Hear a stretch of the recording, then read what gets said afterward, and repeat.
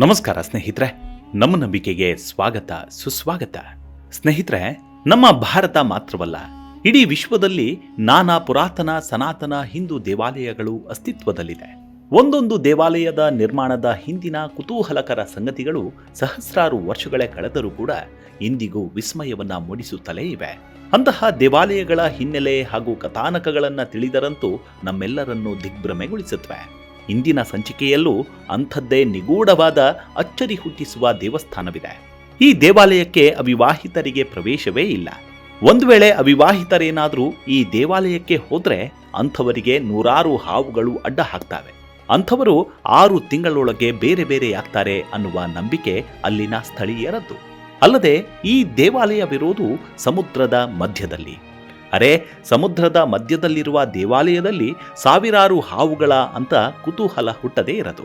ಖಂಡಿತವಾಗಿಯೂ ಈ ವಿಸ್ಮಯವನ್ನ ಕಂಡುಕೊಳ್ಳೋಕೆ, ಕಣ್ತುಂಬಿಕೊಳ್ಳೋಕೆ ಸಾವಿರಾರು ಮಂದಿ ಈ ದೇವಾಲಯಕ್ಕೆ ಪ್ರತಿನಿತ್ಯ ಭೇಟಿ ನೀಡ್ತಾರೆ. ಅಷ್ಟಕ್ಕೂ ಈ ದೇವಾಲಯವಿರೋದಾದ್ರೂ ಎಲ್ಲಿ? ಈ ದೇವಾಲಯದ ಹಿನ್ನೆಲೆಯಾದ್ರೂ ಏನು? ಈ ಹಿಂದೂ ದೇವಾಲಯವನ್ನ ನಿರ್ಮಿಸಿದ್ದಾದ್ರೂ ಯಾರು ಅನ್ನೋದನ್ನ ಈ ಸಂಚಿಕೆಯಲ್ಲಿ ಹೇಳ್ತಾ ಹೋಗ್ತೀನಿ. ಅದಕ್ಕೂ ಮುನ್ನ ನಮ್ಮ ನಂಬಿಕೆಗೆ ನಿಮ್ಮ ಬೆಂಬಲವಿರಲಿ. ಸ್ನೇಹಿತರೆ, ಈ ದೇವಾಲಯದ ರಚನೆಯನ್ನ ನೋಡಿದರಂತೂ ಎಂಥವರಾದರೂ ಹುಬ್ಬೇರಿಸದೇ ಇರಲಾರರು. ಸಮುದ್ರದ ಮಧ್ಯದಲ್ಲಿರುವ ದ್ವೀಪದಲ್ಲಿ ಬೃಹತ್ ಬಂಡೆಗಳನ್ನು ಕೊರೆದು ನಿರ್ಮಿಸಿರುವ ಈ ದೇವಾಲಯ ಯಾವಾಗ ನಿರ್ಮಾಣವಾಯಿತು ಅನ್ನೋದೇ ಇಂದಿಗೂ ನಿಗೂಢ. ಆದರೆ ಈ ದೇವಾಲಯದ ರಚನೆ, ವಾಸ್ತುಶಿಲ್ಪ ಹಾಗೂ ದೇವಾಲಯದಲ್ಲಿ ನಡೆಯುವ ಚಮತ್ಕಾರವಂತೂ ಇಲ್ಲೇನೋ ಶಕ್ತಿ ಅಡಗಿದೆ ಅನಿಸದೇ ಇರದು.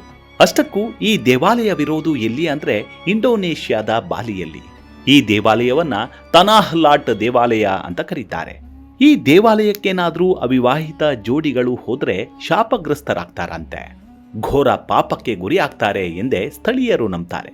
ಅಷ್ಟಕ್ಕೂ ಈ ದೇವಾಲಯದ ಕುರಿತಾದ ವಿಸ್ಮಯವಾದ್ರೂ ಏನು ಅನ್ನೋದನ್ನ ಹೇಳ್ತೀನಿ ನೋಡಿ. ಸ್ನೇಹಿತರೆ, ಬಾಲಿ ಎಂದಾಕ್ಷಣ ನೆನಪಾಗೋದು ಪ್ರಾಕೃತಿಕ ಸೊಬಗು. ಸಿರಿದೇವಿಯೇ ನರ್ತಿಸುವಳೇನು ಅನ್ನುವಷ್ಟು ಪರಿಸರದ ಸೊಬಗು ಮನುಷ್ಯರನ್ನ ತನ್ನತ್ತ ಬರಸೆಳೆಯುತ್ತೆ. ಇಂತಹ ರುದ್ರ ರಮಣೀಯ ವಾತಾವರಣದಲ್ಲಿ ನಿಗೂಢವಾಗಿ ನೆಲೆ ನಿಂತಿರುವುದೇ ತನಾಹ್ ಲಾಟ್ ದೇವಾಲಯ. ವಿಶ್ವದ ಅತ್ಯಂತ ಜನಪ್ರಿಯ ಪ್ರವಾಸಿ ತಾಣಗಳಲ್ಲಿ ಬಾಲಿಯೂ ಒಂದು. ಈ ಸುಂದರ ದ್ವೀಪವನ್ನ ಕಂಡೊಡನೆಯೇ ತನು ಮನವೆಲ್ಲವೂ ಪ್ರಕೃತಿಗೆ ಅಡಿಯಾಳಾಗದೆ ಇರದೇನು. ಈ ದ್ವೀಪದ ವಿಹಂಗಮ ನೋಟ, ಬೆರಗುಗೊಳಿಸುವ ಕಡಲ ತೀರಗಳು, ಅಲ್ಲಿನ ರೋಮಾಂಚನ ಹುಟ್ಟಿಸುವ ಸಂಸ್ಕೃತಿ, ಹಾಗೆ ಚಿಂತೆಯನ್ನ ಕಳೆಯುವ ಆಧ್ಯಾತ್ಮಿಕ ವಾತಾವರಣದೊಂದಿಗೆ ಈ ಸ್ಥಳ ಪ್ರತಿ ವರ್ಷ ಲಕ್ಷಾಂತರ ಪ್ರವಾಸಿಗರನ್ನ ಆಕರ್ಷಿಸುತ್ತಿದೆ. ಈ ದೇವಾಲಯವನ್ನ ಸ್ಥಳೀಯವಾಗಿ ಬಾಲಿ ಬ್ರೇಕಪ್ ಕರ್ಸ್ ಅಂತ ಕರೀತಾರೆ. ಮದುವೆಯಾದ ದಂಪತಿಗಳು ಇಲ್ಲಿಗೆ ಬರೋದು ಸೂಕ್ತ ಎನ್ನುವುದು ಸ್ಥಳೀಯರ ನಂಬಿಕೆ. ಇಸ್ಲಾಮಿಕ್ ದೇಶವಾದ ಇಂಡೋನೇಷ್ಯಾದಲ್ಲಿ ಸಮುದ್ರದ ಮಧ್ಯದಲ್ಲಿರುವ ಈ ದೇವಾಲಯವನ್ನ ವಿಷಕಾರಿ ಹಾವುಗಳು ಕಾಪಾಡ್ತಿವೆ ಎಂದು ನಂಬಲಾಗಿದೆ. ಈ ದೇವಾಲಯದ ರಚನೆ ಅದೆಷ್ಟು ಅದ್ಭುತವೆಂದರೆ ಸಮುದ್ರ ತೀರದಲ್ಲಿರುವ ಬೃಹತ್ ಬಂಡೆಯ ಮೇಲೆ ನಿರ್ಮಿಸಲಾಗಿದೆ.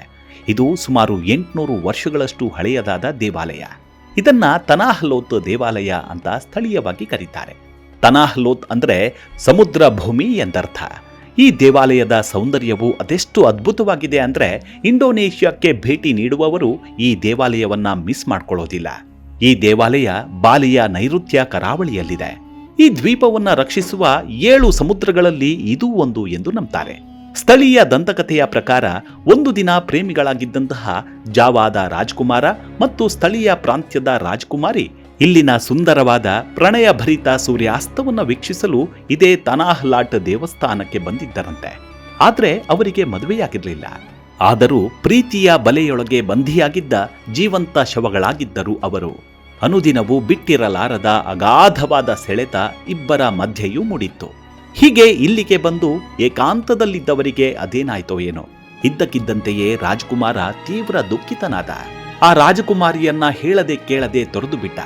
ಇದೇ ನೋವಿನಲ್ಲಿದ್ದ ರಾಜಕುಮಾರಿಯು ಏನಾಯ್ತು ಏನು ಅನ್ನೋದು ಅರಿಯದೆ ತೀವ್ರ ದುಃಖಿತಳಾಗಿ ಒಂದು ಶಾಪವನ್ನು ನೀಡ್ತಾಳೆ. ಯಾರು ಈ ದೇವಾಲಯಕ್ಕೆ ಮದುವೆಯಾಗದೆ ಬರುತ್ತಾರೋ ನನ್ನಂತೆಯೇ ಅವರು 6 ತಿಂಗಳೊಳಗೆ ಬೇರ್ಪಡಲಿ ಎಂದು ಭೂಮಿಯನ್ನ ಬಡಿದು ಶಪಥ ಮಾಡಿದ್ದಳಂತೆ. ಬಳಿಕ ತಾನು ಕೂಡ ಆ ಸಮುದ್ರದಲ್ಲಿ ಪ್ರಾಣತ್ಯಾಗ ಮಾಡಿದಳೆಂಬ ಸ್ಥಳೀಯವಾದ ಪುರಾಣ ಕಥೆ ಕೂಡ ಇದೆ. ಈ ಶಾಪದ ಬಗ್ಗೆ ಇಂದಿಗೂ ವಿಭಿನ್ನ ಕಥೆಗಳಿವೆ. ಕೆಲವರು ಇದು ತನಾಹ್ ಲಾಟ್ ದೇವಾಲಯಕ್ಕೆ ಭೇಟಿ ನೀಡುವವರ ಮೇಲೆ ಮಾತ್ರ ಪರಿಣಾಮ ಬೀರುತ್ತೆ ಅಂತ ಹೇಳ್ತಾರೆ. ಮತ್ತು ಕೆಲವರು ಇದು ಇಡೀ ಬಾಲಿ ದ್ವೀಪದ ಮೇಲೆ ಪರಿಣಾಮ ಬೀರಿದೆ ಅಂತ ನಂಬ್ತಾರೆ. ಈ ಸ್ಥಳ ಬಾಲಿಯ ಅತ್ಯಂತ ಪ್ರಸಿದ್ಧ ಸ್ಥಳಗಳಲ್ಲಿ ಒಂದಾಗಿದ್ದರೂ ಕೂಡ ಅನೇಕ ಅವಿವಾಹಿತ ದಂಪತಿಗಳು ಈ ಸ್ಥಳಕ್ಕೆ ಭೇಟಿ ನೀಡದೇ ಇರೋದು ಇದೇ ಕಾರಣಕ್ಕೆ. ಈ ಶಾಪವು ನಿಜವಾಗಿಯೂ ಅಸ್ತಿತ್ವದಲ್ಲಿದೆ ಎಂಬುದಕ್ಕೆ ಯಾವುದೇ ವೈಜ್ಞಾನಿಕ ಪುರಾವೆಗಳಿಲ್ಲ. ಇದು ಕೇವಲ ಜಾನಪದದ ನಂಬಿಕೆಯಾಗಿರಬಹುದು ಅಂತಾರೆ ಕೆಲವರು. ಯಾಕಂದ್ರೆ ಬಾಲಿ ಒಂದು ಆಧ್ಯಾತ್ಮಿಕ ಸ್ಥಳ. ಅಲ್ಲಿ ಅನೇಕ ಕಥೆಗಳು ಮತ್ತು ನಂಬಿಕೆಗಳು ಪ್ರಚಲಿತದಲ್ಲಿವೆ. ಬಾಲಿಗೆ ಪ್ರವಾಸದ ಸಮಯದಲ್ಲಿ ಅಥವಾ ನಂತರದ ವಿಘಟನೆಗಳು ಯಾವುದೇ ನಿಗೂಢ ಶಕ್ತಿಯಿಂದ ಉಂಟಾಗೋದಿಲ್ಲ. ಬದಲಿಗೆ ಒತ್ತಡ, ಅತಿಯಾದ ನಿರೀಕ್ಷೆಗಳು ಅಥವಾ ದಂಪತಿಗಳ ನಡುವಿನ ಸಮತೋಲನದ ಕೊರತೆಯಿಂದ ಉಂಟಾಗುತ್ತವೆ ಎಂದು ಕೆಲವರು ನಂಬ್ತಾರೆ.